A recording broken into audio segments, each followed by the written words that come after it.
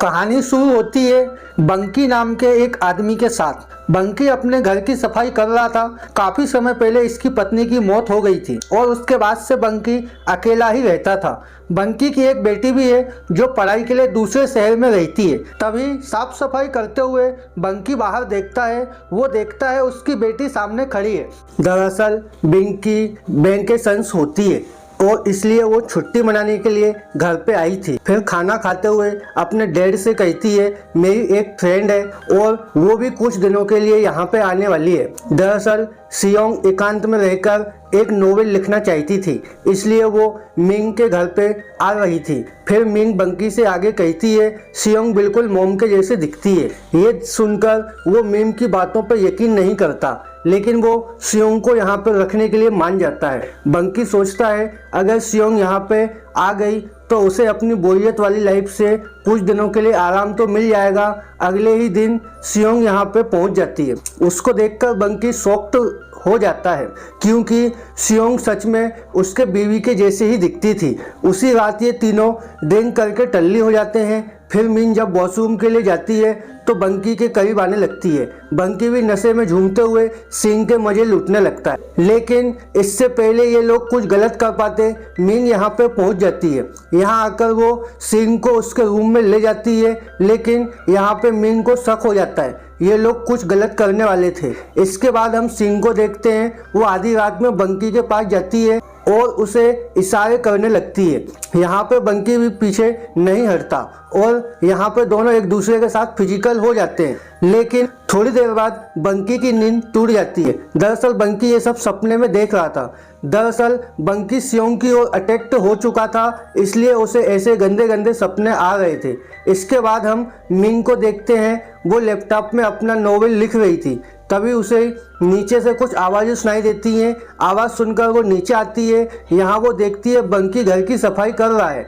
ये देखकर सियोंग बंकी को रोक देती है और खुद ही घर की सफाई करने लगती है। जहाँ बंकी बड़े बड़े टायर को देखता है। इससे पहले कि बंकी कुछ गलत कर देता, वो अपने आप को कंट्रोल करके घर के बाहर निकल जाता है। बाहर आकर वो मीन को देखता है। मीन यहाँ पे एक लड़के से बातें कर रही थी। तभी बाहर आ जाती और बाहर आकर वो उस लड़के के गले लग जाती है। बंकी ये सब देखने पे मीन उससे कहती है जॉन सियोंग का बॉयफ्रेंड है और ये भी एक दो दिनों के लिए यहाँ पे रहने के लिए आया है। ये सुनकर बंकी को अच्छा तो नहीं लगा, लेकिन ना चाहते हुए भी वो इस बात के लिए मान जाता है। फिर रात में जॉन और सियोंग एक दूसरे के साथ फिजिकल होने लगते हैं और उनकी आवाज़ें बाहर तक जा रही थी। इस आवाज़ को सुनकर बंकी काफ़ी परेशान हो जाता है और वो ठीक से सो भी नहीं पाता।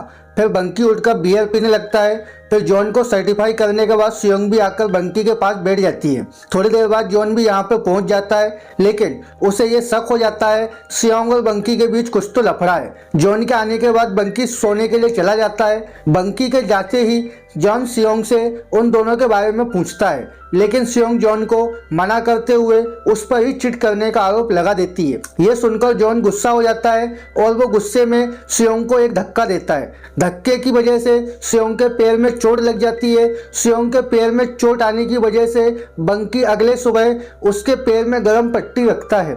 तभी यहाँ पे मिग और जॉन भी पहुंच जाते हैं और बंटी का हालचाल पूछकर घूमने के लिए बाहर निकल जाते हैं। इसके बाद हम जॉन और मिग को कार में देखते हैं, जहाँ पे जॉन को टच करने लगता है। मिन भी उससे ऐसा करने से नहीं रोकती है और देखते ही देखते दोनों एक दूसरे के साथ फिजिकल हो जाते हैं। इधर बंकी और सियोंग घर में अकेले होते हैं और इस वजह से उन दोनों को टाइम मिल जाता है, जहाँ पे सियोंग बंकी को रिड्यूस करने लगती है और बंकी भी उसकी अदाओं पे फिसलने लगता है। लेकिन तभी उसे ख्याल आता है सुअंग उसकी बेटी की दोस्त है, इसलिए वो भागकर बाथरूम में चला जाता है। लेकिन सुअंग ने भी अपना मन बना लिया था, आज तो बंकी के साथ गपागप करके ही रहेगी, इसलिए वो भी उसके पीछे पीछे बाथरूम में चली जाती है। इसके बाद दोनों बाथरूम में टपाटप करने लगते हैं। तभी मिंग और जॉन अपना काम खत्म करके घर पहुंच जाते हैं।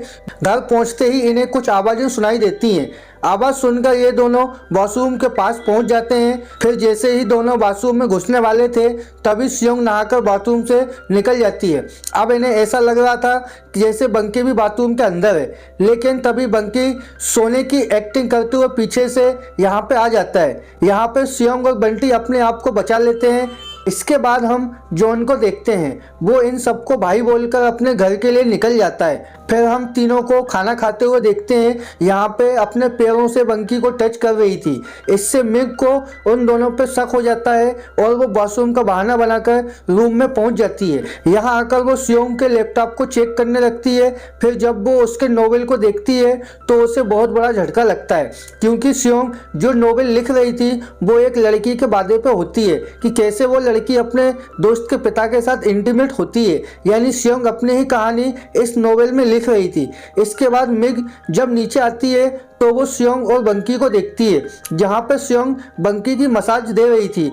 अब मिग इन दोनों को रंगे हाथों पकड़ना चाहती थी, इसलिए वो एक प्लान बनाती है और रात होते ही घर के बाहर निकल जाती है। मिंग के जाने के बाद सियोंग और बंकी इस मौके का फायदा उठाने लगते हैं, लेकिन मिंग कहीं नहीं जाती है। वो घर के बाहर से छुपकर इन दोनों पर देख रही थी। फिर जब दोनों एक दूसरे के साथ गपागप कर रहे थे तभी मिंग उन दोनों के सामने पहुंच जाती है। बंकी मिंग को देखकर शॉक्ड हो जाता है, लेकिन को इस बात से कोई फर्क नहीं पड़ता और वो मिग के सामने ही बंकी पर उछलने लगती है। दरअसल सियोंग ये सब जानबूझकर कर रही थी, क्योंकि सियोंग को इस बात का पता चल गया था कि मिग और जॉन के बीच में अफेयर चल रहा है और वो मिग से बदला लेने के लिए ही उसके घर पे आई थी और वो भी उसके साथ फिजिकल होकर अपना बदला ले लेती है। सियोंग की इन बातों को सुनकर मिंग को बहुत गुस्सा आ जाता है और वो उसके साथ फाइट करने लगती है, लेकिन सियोंग इन पर हावी हो जाता है और वो उसका गला दबाकर उसे मारने का ट्राई करती है। ये देखकर बंकी एक फ्लावर पार्ट से सियोंग पर हमला करता है